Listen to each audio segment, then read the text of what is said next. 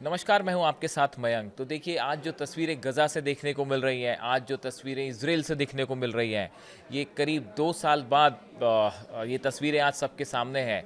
और हमास ने सभी बंधकों को छोड़ दिया है जो वापस इज़राइल पहुंच चुके हैं। और उसी तरह से 1700 से ज़्यादा डिटेनीज़ जो हैं, जो इज़राइल के अलग-अलग जेलों में थे, उनको भी छोड़ना शुरू हो गया है और वो गज़ा पहुंचने लगे हैं। और 250 फ़िलिस्तीनी जो हैं प्रिजनर्स थे, उनको भी इज़राइल ने रिहा कर दिया है और अब ये धीरे-धीरे गज़ा पहुंच रहे हैं। जो तस्वीरें देखी हमने गज़ा से देखी, जो तस्वीरें सामने आई, वहाँ पे लोग अपनों से मिलकर बेहद खुश दिखाई दिए। देखिए, गज़ा में जिस तरह से हमले हुए पिछले 2 सालों में 70,000 से ज़्यादा लोग मारे गए, ये ऑफिशियल रिकॉर्ड है। एक्चुअल में तो कहा जाता है कि लाखों लोगों की वहाँ मौत हुई है। लाख तकलीफ़ें फ़िलिस्तीनियों ने सही, छोटे-छोटे बच्चों ने, महिलाओं ने, लोगों ने ज़बरदस्त जो है तकलीफ़ें झेलने के बाद आखिर वो डटे रहे। और आज अल्लाहू अकबर के नारे लग रहे हैं गज़ा में, फ़िलिस्तीन ज़िंदाबाद के नारे लग रहे हैं। और आज ये बात साबित हुई कि गज़ा फ़िलिस्तीनियों का है और वहाँ फ़िलिस्तीन ही रहेंगे। जो उन्हें वहाँ से हटाने की कोशिश थी, वो आज फ़ेल हो गई। गज़ा पर कब्ज़ा करने की जो कोशिश थी, वो आज फ़ेल हो गई। ये कहना है फ़िलिस्तीनियों का, ये कहना है गज़ा में रहने वाले हर शख्स का। और आज देखिए, जब ये प्रिजनर्स जो छोड़े गए इज़राइल से, जैसे ही वो गज़ा पहुँचना शुरू हुए, पूरे गज़ा में आज अल्लाहू अकबर के नारे और खुशी की बात थी। बहुत तकलीफ़ देखी गज़ा ने, लेकिन आखिरी में जीत सच की हुई। इस तरह की बातें वहाँ पे कही जा रही हैं। देखिए, अभी जस्ट जो है वो इज़राइल की संसद में, नेसेट में नेतन्याहू का भाषण ख़त्म हुआ है और डोनाल्ड ट्रंप ने उसके बाद स्पीच दी। दोनों का भाषण ख़त्म हुआ और देखिए, मैंने बड़े ध्यान से दोनों की स्पीच सुनी। नेतन्याहू की स्पीच भी सुनी, डोनाल्ड ट्रंप की भी स्पीच सुनी। अब कुछ बातें ऐसी हैं जो बहुत ज़्यादा गौर करने वाली हैं और ये इशारा कर रही हैं कि आगे गज़ा में क्या हो सकता है या ईरान को लेकर क्या हो सकता है। देखिए, नेतन्याहू ने इज़राइल के प्राइम मिनिस्टर ने बड़ी लंबी स्पीच दी। उन्होंने डोनाल्ड ट्रंप को धन्यवाद कहा और उन्होंने ये भी बताया कि किस तरह से अक्टूबर 7 का जो हमला हुआ था, उसके बाद इज़राइल ने कैसे जो है वो हमले किए या अपना उन्होंने चीज़ें बताई। लेकिन एक बड़ी गौर करने वाली बात थी, इस पूरी स्पीच के दौरान नेतन्याहू ने एक भी बार फ़िलिस्तीन शब्द का नाम नहीं लिया या फ़िलिस्तीनियों का नाम नहीं लिया। ये बताता है कि अभी भी एक बड़ी खाई है हमास और नेतन्याहू के बीच में या इज़राइल के बीच में अविश्वास की। इसी बात को लेकर ईरान की तरफ से आज बयान आया, जो मैंने अपने पिछले वीडियो में भी आपको बताया था। ईरान के विदेश मंत्री की तरफ से, विदेश मंत्रालय की तरफ से ये बात आगाह की गई है हमास को लेके कि आने वाले दौर की बातचीत के दौरान इज़राइल अपनी बात से मुकर भी सकता है। इस बात को लेके सावधान रहिएगा, इज़राइल फिर से हमले भी कर सकता है। इस तरह की बात ईरान की तरफ से आगाह करते हुए हमास को कही गई है।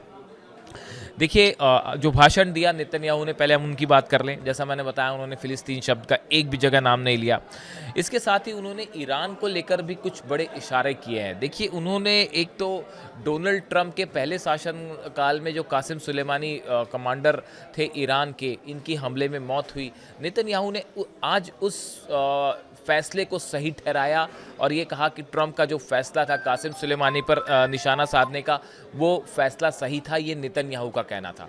आप गौर से समझिए कि ये जो भाषण थे, क्या वो इस ओर इशारा कर रहे हैं कि गज़ा के बाद अब अगला जो बड़ा एक मामला है, वो ईरान का न्यूक्लियर प्रोग्राम होने जा रहा है। इसको बड़ा ध्यान से समझना होगा आपको। देखिए, उन्होंने एक तो कासिम सुलेमानी का जिक्र किया, उसके बाद उन्होंने ये कहा कि जो ईरान के परमाणु ठिकाने पर हमले हुए वो बिल्कुल सही थे। ये इसका ईरान पर परमाणु ठिकाने पर हमले का जिक्र नेतन्याहू ने किया। देखिए, नेतन्याहू का ईरान के परमाणु ठिकानों पर हमले का जिक्र करना क्या इस बात की ओर इशारा कर रहा है कि अब अगला टारगेट डोनाल्ड ट्रंप और नेतन्याहू का ईरान होने जा रहा है? ये बड़ी देखिए गौर करने वाली बात है। नेतन्याहू ने जो जेरेड कोरी कुशनर हैं, जो कि दामाद हैं डोनाल्ड ट्रंप के, इनको धन्यवाद दिया इस पीस डील के लिए। स्टीव विटकॉफ का उन्होंने जिक्र किया। इस तरह की बातें उन्होंने करी।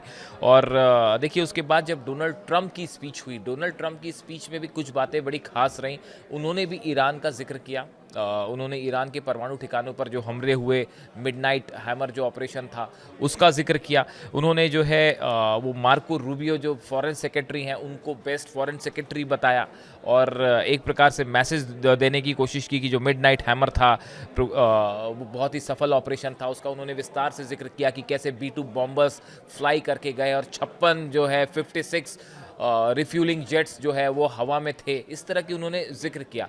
अब देखिए ये जो पूरी बातें हुई जिस तरह से, वो एक बात तो साफ इशारा दे रही है कि अगली जो बड़ी चर्चा का मुद्दा इस गज़ा के बाद होने वाला है वो ईरान होने जा रहा है और ये बात शायद ईरान भी इस बात को समझ रहा है। देखिए कल जो है वो इजिप्ट में गज़ा को लेकर एक बड़ी समिट हो रही है जिसमें कई देश के राष्ट्रपति शामिल होंगे। डोनाल्ड ट्रंप खुद जा रहे हैं। पहले नेतन्याहू मना कर रहे थे वहाँ जाने के लिए, लेकिन अभी खबर आई है कि नेतन्याहू भी उसमें शामिल होंगे। हालांकि ईरान उसमें शामिल नहीं हो रहा है, हमास के रिप्रेजेंटेटिव उसमें शामिल नहीं हो रहे हैं, लेकिन महमूद अब्बास जो पैलेस्टीनियन अथॉरिटी है उनके प्रेसिडेंट जो हैं वो उसमें शामिल हो रहे हैं। इसके अलावा कई देश के, अरब लीग के कई सारे देश हैं, उनके प्रेसिडेंट और जो राष्ट्राध्यक्ष हैं वो उसमें शामिल होने जा रहे हैं।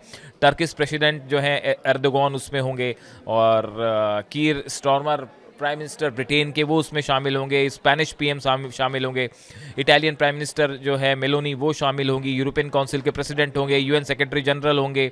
अरब लीग सेक्रेटरी जनरल होंगे। जॉर्डन के किंग होंगे। Kuwait prime minister, Bahrain, Indonesia, Azerbaijan, German chancellor हैं, पाकिस्तान के प्राइम मिनिस्टर हैं, कनाडा प्राइम मिनिस्टर और इराक के प्राइम मिनिस्टर महमूद शिया अल सौदा ये भी शामिल होंगे। देखिए कई सारे नेता शामिल होंगे जो कि गज़ा को लेकर चर्चा करेंगे, लेकिन इसमें ईरान शामिल होने नहीं जा रहा है, हमास इसमें शामिल होने नहीं जा रहा है, क्योंकि हमास का कहना है कि हमने कतर और इजिप्ट के थ्रू ही जब भी बात की उनके थ्रू ही डील करी और हम आगे जब भी बात करेंगे उनके थ्रू ही बात करेंगे, किसी मंच पे बात नहीं करेंगे। अब बड़ा सवाल ये है कि आज की नेतन्याहू और ट्रंप की जो स्पीच है वो जिस तरह से प्रिजनर्स छोड़े गए, इधर से जो है वो बंधकों को हमास ने रिहा किया, अब व्हाट नेक्स्ट, अगला चरण क्या होगा? क्या हमास पूरी तरह से हथियार छोड़ने को राज़ी है, जैसा कि ट्रंप ने आज अनाउंस किया नेसेट में, इजराइल की संसद में, कि हमास जो है वो पूरी तरह से हथियार छोड़ने को राज़ी है? क्या फ़िलिस्तीन में जो अगली गवर्निंग बॉडी होगी क्या उसमें भी हमास अब हिस्सा नहीं लेगा? क्या हमास इसके लिए तैयार है? जितने टनल्स हैं उनका क्या होगा? जो हथियार है हमास के पास उनका क्या होगा? ये वो तमाम सवाल हैं जो एक बड़ा डेडलॉक खड़ा कर सकते हैं। ये वो सब चीज़ें हैं जहाँ पे आने के बाद एक बार फिर से असहमति बन सकती है। इसकी कोई साफ चीज़ नहीं है, लेकिन बड़े सारे एक्सपर्ट ये कह रहे हैं कि एक बार फिर से एक डेडलॉक की सिचुएशन बन सकती है और इसको कैसे सॉल्व किया जाए इसको लेकर अभी कोई बड़ा प्लान सामने नहीं है। ये आगे जो बातचीत होगी उसके बाद ही शायद ये बात आगे बढ़े। इसीलिए ईरान की तरफ से ये कहा गया, हमास को एक प्रकार से उन्होंने आगाह किया कि आप सावधान रहें, इजराइल कभी भी आपको, आपके साथ जो है वो, जो कि ईरान का कहना है विदेश मंत्री का, कि इजराइल कभी भी आपके साथ धोखा कर सकता है।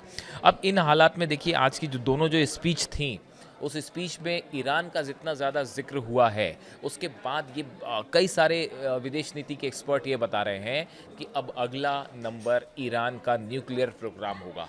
अब वहाँ डील होती है, किसी प्रकार की डील लेने की कोशिश होगी ईरान के साथ, और या फिर से हम एक बार स्ट्राइक देखेंगे ईरान में। ये बड़ा देखने वाली बात होगी। हालांकि देखिए आज जब नेतन्याहू एड्रेस कर रहे थे नेसेट में, उस दौरान उन्होंने इजराइल का जो सर्वोच्च सम्मान होता है वो ट्रंप को देने की बात कही, उसका ऐलान किया।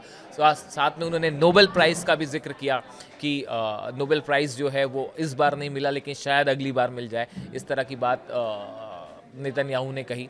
डोनाल्ड ट्रंप मुस्कुरा दिए उस बात पे। अब देखिए ये बड़ी सारी चीज़ें हैं जो एक बार इस ओर इशारा कर रही हैं कि गज़ा में काफ़ी कुछ डेवलपमेंट्स हो रहे हैं, तेज़ी से हालात बदल रहे हैं मिडिल ईस्ट के, लेकिन आगे क्या होगा? डोनाल्ड ट्रंप ने देखिए ये भी बात कहा, हिजबुल्लाह के डिसार्म करने की बात कही कि हम वहाँ काम कर रहे हैं, हिजबुल्लाह को पूरी तरह से डिसार्म करें।